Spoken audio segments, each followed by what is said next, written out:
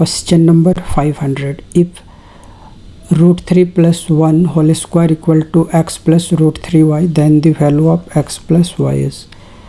तो ये equation given है और हमें x प्लस वाई की वैल्यू फाइंड करना है, इसके सम। तो इसमें हम a plus b whole square की आइडेंटिटी यूज करेंगे। तो ये होगा root 3 square plus 1 square plus 2 into root 3 into 1 equal to x plus root 3y implies that, और ये होगा 3 plus 1 plus 2 root 3 equal to x plus root 3y, 4 plus 2 root 3 equal to x plus root 3y। और फिर हम इसमें equate कर देंगे।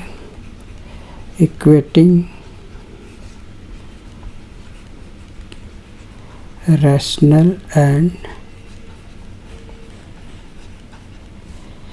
irrational parts, so we get x equal to 4 और ये y equal to होगा 2, therefore x plus y is equal to 4 plus 2, 6, which is the required answer.